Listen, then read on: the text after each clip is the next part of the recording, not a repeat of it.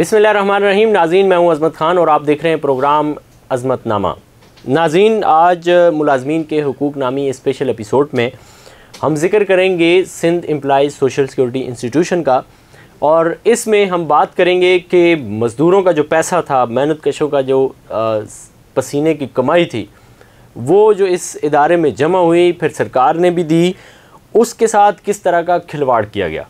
और ख़ुद सरकारी इदारे यानी कि नैब ने कितनी अरसा से केस जो हैं वो रेफरेंस बनाए हुए हैं।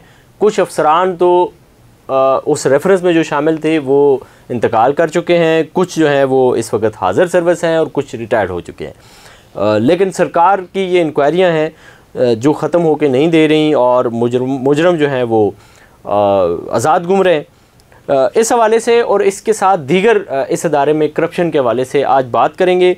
Sindh employees social security institution के साबिक ऑडिट अफसर हैं और सदर हैं ये सियासी ऑफिसर वेलफेयर एसोसिएशन के, मोहतरम बुलंद इकबाल साहब। सर, आपका बहुत शुक्रिया। बहुत शुक्रिया। आज आपने हमें टाइम दिया है, और हमारे नाज़रीन को थोड़ा सा बताइएगा। हम वक्तन फ़क्तन नाज़रीन को ये जो मेहनत कशों के इदारे हैं, मतलब EOBI हो गया, सोशल सिक्योरिटी हो गया, और वर्कर वेलफेयर बोर्ड हो गया, वर्कर वेलफेयर फंड हो गया, इस हवाले से हम बताते रहते हैं। आज थोड़ा सा मुझे ये बताएं कि ये जो सोशल सिक्योरिटी का इदारा है, इस इदारे में नैब की जो इंक्वायरियाँ चल रही थी, उनके जो भी रेफरेंस बने, उनका क्या हुआ? जनाब वाला, सबसे पहले शुक्रिया कि आपने मुझे याद किया। सिलसिला ये है कि हमारे यहाँ सोशल सिक्योरिटी में एक ज़माने तक, मैं ये नहीं कहता कि फ़रिश्ते थे, लेकिन किसी न किसी स्टेज के ऊपर काउंटर चेक मौजूद थे। लेकिन 2013 से जब से ये इंतहाई पॉलिटिसाइज हुआ, उसके बाद से हमारे पास ये चेक्स ख़त्म हो गए सारे। ठीक है। इन चेक्स ख़त्म होने की वजह से ये हुआ कि हमारी एक गवर्निंग बॉडी होती है जो कि नॉन पॉलिटिकल होती थी।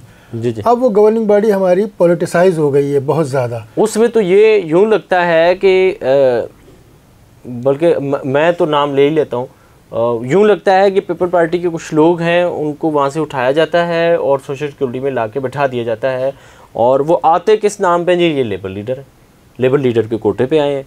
जबकि मुझे ये लगता है कि उनको ज़ाहिर है पार्टी में नवाजने की वजह से वो अच्छी खासी सीट पे बैठा दिया जाता है।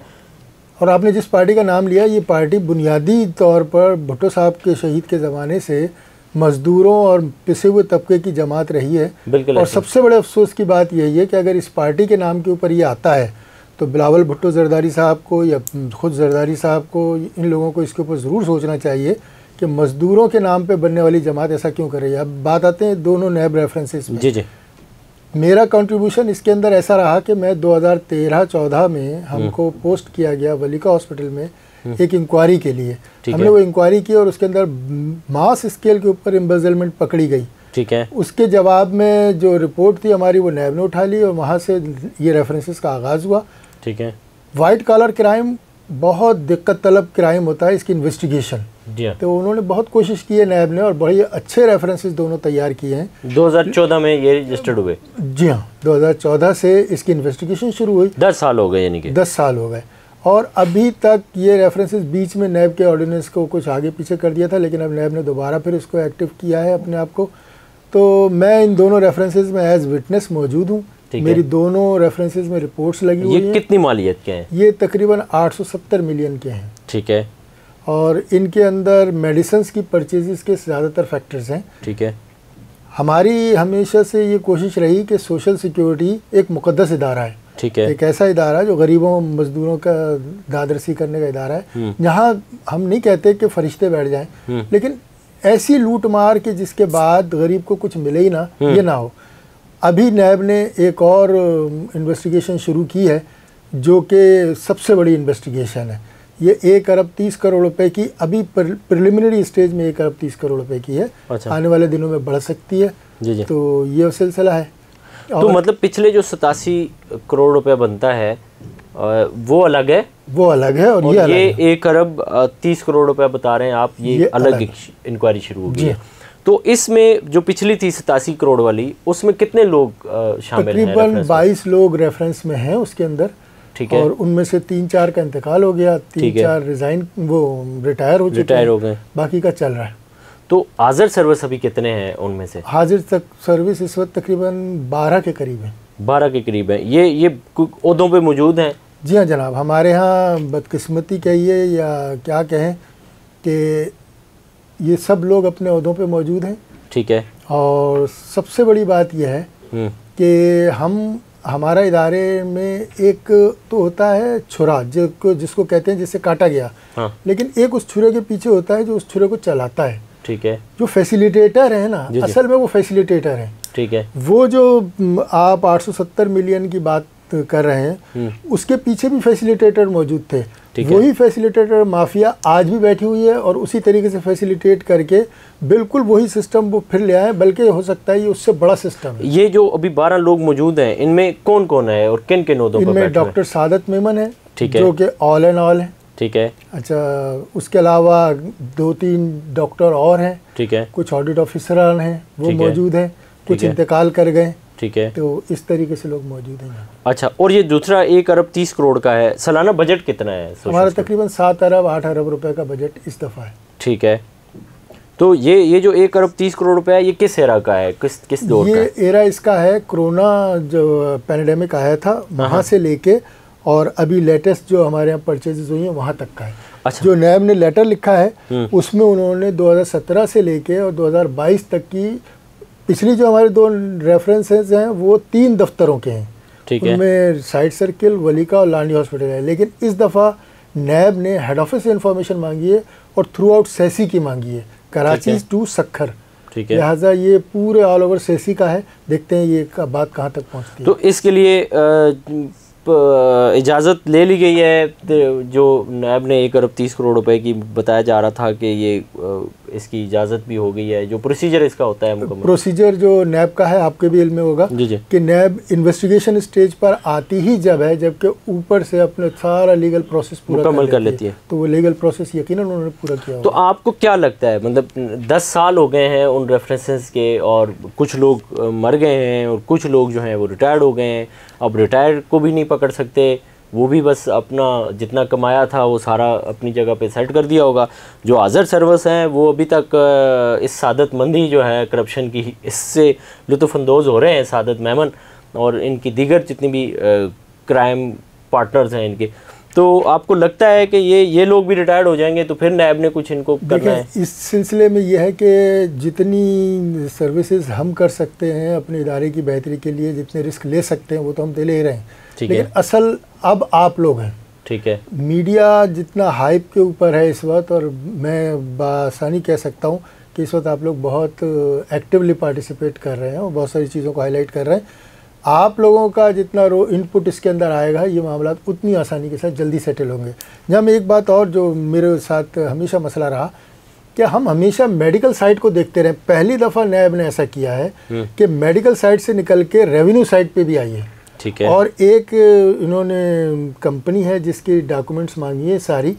अगर ये वाला एरिया और सही तरीके से एक्सप्लोर हो गया और डायरेक्टेड साइड का या हमारे हेड ऑफिस के विजिलेंस का अगर सही तरीके से नैब ने रिकॉर्ड ले लिया, और यकीनन ले लेगी, मुझे 100% यकीन है, तो आपको अंदाज़ा होगा कि हमारे यहाँ ये जो 130 मिलियन है ये कुछ भी नहीं है, इससे बहुत ज़्यादा कुछ, इससे ज़्यादा निकलेगा, यानी कि आप ये कहते हैं। अच्छा सर, ये बताएं कि ये मतलब ये जो 22 लोग हैं इन पे हाथ डलेगा नैब का, या 10 साल हो गए हैं, इनमें से जो 2-3-4 जो हैं वो वफात पा चुके हैं और बाकी रिटायर्ड हो जाएंगे, दीगर भी रिटायर्ड हो जाएंगे? मैंने नैब के जो रेफरेंसेस पढ़े हैं उनमें कॉन्क्रीट एविडेंस मौजूद है। ठीक है। और ये बहुत मुश्किल होगा कि निकल सके उसमें से। ठीक है। कुछ लोगों ने अपने आप को वादा माफ़ गवाह बनाया है, इसमें अपने लिए रास्ता निकाला है। ठीक है। और वो वादा माफ़ गवाह इसलिए बन गए कि इदारे ने उसके अंदर कंट्रीब्यूट नहीं किया। ठीक है। अच्छा, तो ये बताएंगे ये जो आपने स्टेटमेंट दी है ये तो अपनी नौयत में एक बड़ी स्टेटमेंट है कि 1 अरब 30 करोड़ कुछ भी नहीं है। अगर नैब वाकई में डेटा हासिल करने में कामयाब रहा तो ये बड़ी करप्शन सामने आएगी। मैं अर्ज़ करूं कि ये इसकी बुनियाद। हाँ, मैं अभी बताता हूं आपको कि इसमें हमारे जो ये तीनों रेफरेंसेस हैं, ये मेडिकल साइज के रेफरेंसेस हैं, जो दोनों रेफरेंसेस जो माजी में हुए। ठीक है। पहली दफ़ा नैब ना डायरेक्टेड साइड या रेवेन्यू साइड की तरफ आई है। ठीक है। अच्छा, मेडिकल साइड में एग्जामिन करना, इन्वेस्टिगेशन करना बहुत मुश्किल है, इसलिए कि मज़दूर आता है, वो दवाएं लेता है, चला जाता है। आप इतने मज़दूरों को जाके क्रॉस चेक नहीं कर सकते कि कितनी दवाएं ली, कितनी पैरासीटामोल लेके गए, कौन हुआ। लेकिन डायरेक्टेड साइड या रेवेन्यू साइड ऐसी जगह है कि इसको मैं आम तौर पे एक लफ्ज़ है जो सतही लगेगा इस वक्त, घड़े की मछली।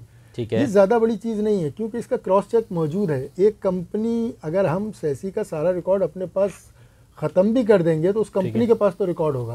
अच्छा, बहुत सारी हमारे यहाँ इतनी बड़ी बड़ी कंपनीज मौजूद हैं जिनकी बैलेंस शीट, जिनके बहुत सारी चीज़ें आदाद शुमार मौजूद हैं और नैब के पास इतने टैलेंट, यानी कि नैब चाहे तो बहुत आसानी से कर सकती है। अच्छा, आपको क्या लगता है कि जिस तरह से नैब के भी पर काटे गए माजी में और कहीं ना कहीं कंप्रोमाइज़ हो जाता है केस, तो आपको लगता है कि पीपल पार्टी की तरफ ये सारा जाएगा मामला? क्योंकि पिछले 10-15 साल अगर लगाए जाएं तो यहाँ पे बग़ैर शिरकत गैर जो है वो पीपल पार्टी के लोग ही रहे हैं इस सीट पे।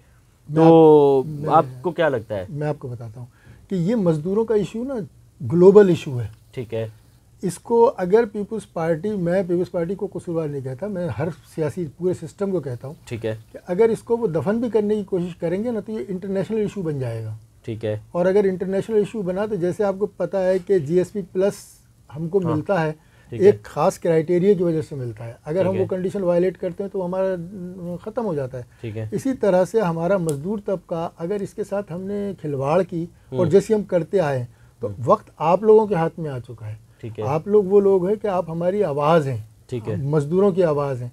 अगर आप इसको आगे लेके जाएंगे और डेफिनेटली लेके जाएंगे तो ये ग्लोबल इशू बन जाएगा और ग्लोबल इशू बन जाएगा तो पाकिस्तान गवर्नमेंट को जवाब देना मुश्किल हो जाएगा। ठीक हो गया। तो ये तो ज़बरदस्त हो गया जी कि ये आज दो बड़ी जो है वो चीज़ें सामने आई हैं। एक तो माजी के ये जो दो रेफरेंस हैं ये, और एक जो ताज़ा अभी इंशाल्लाह रेफरेंस बनेगा और जिसमें बहुत सारे लोग भी वो पंजाबी में कहते हैं फड़े जाएंगे।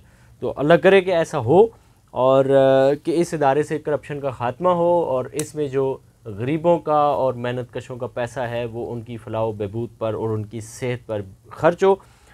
इसी के साथ अपने मेज़बान अज़मत खान को दीजिए इजाज़त। अल्लाह ने के बाद।